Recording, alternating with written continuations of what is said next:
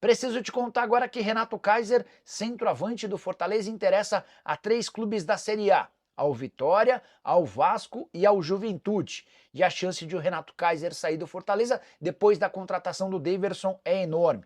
Daqui a pouco eu falo sobre o Daverson, deixa eu só te atualizar sobre a situação do Kaiser. 29 anos de idade, mais reserva do que titular, ele tem jogado menos do que o Lucero. Temporada atual de 11 jogos e 3 gols.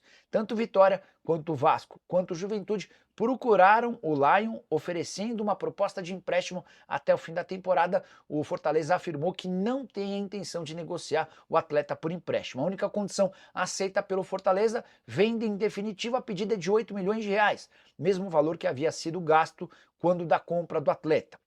Importante contar que Vasco e Juventude não sinalizaram uma nova proposta. O Vitória apresentou a condição de uma oferta em definitivo com pagamento de 4 milhões de reais em 24 parcelas. Ainda não temos a resposta do Fortaleza.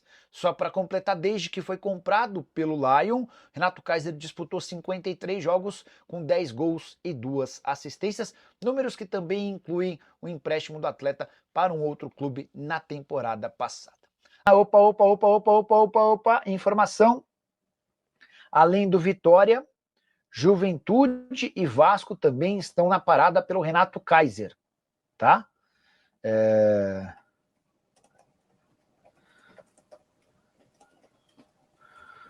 Que é por empréstimo. Então assim, Vitória, Juventude e Vasco na parada por Renato Kaiser. O Vasco de olho na possibilidade de ter um reserva para o Verratti, né? Ou para ter alguém que possa eventualmente até assustar essa condição de titular.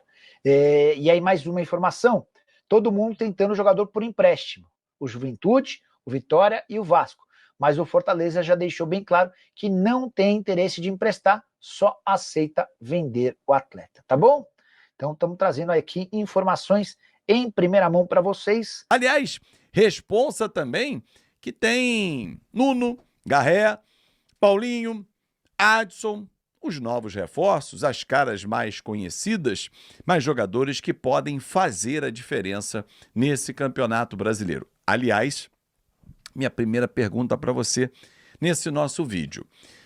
O Vasco pode chegar em que posição? Como é que você imagina o Vasco no Campeonato Brasileiro? Na temporada passada, o time mais enfraquecido em relação ao desse ano, o time chegou até brigar por vaga em Libertadores. Em determinados momentos da temporada, o Vasco brigou para ir para a Libertadores. Não sou eu que estou... Não, foi. É só pegar. Ah, mas jamais chegaria. Ninguém pode afirmar isso. Ok.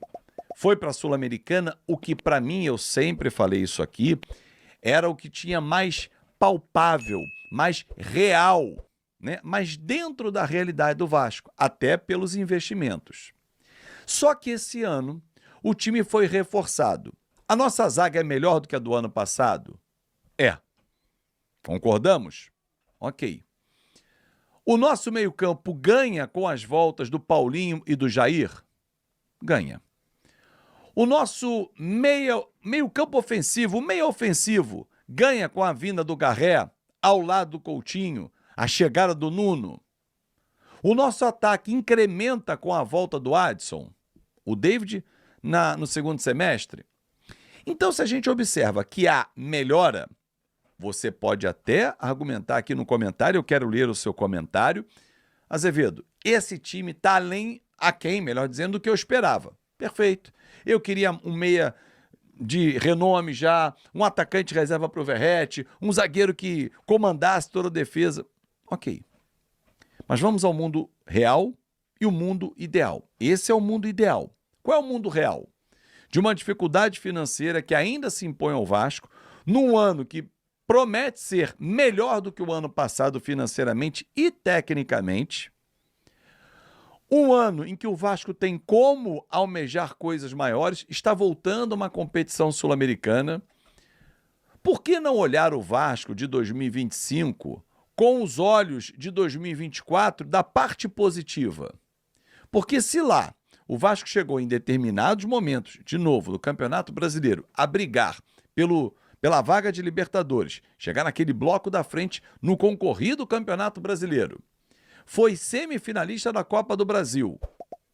Por que não pensar que nessa temporada, um passo à frente, um degrau acima, com as voltas do Jair, do Paulinho, do Adson, daqui a pouco do David, com as chegadas do Nuno, do Garré, quem sabe o Lloyd não nos surpreenda, o Coutinho consiga jogar, o Maurício Lemos encaixe na zaga ao lado do João Vitor.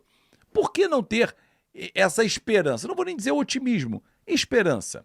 O que impede o torcedor vascaíno de ter essa esperança? Nada.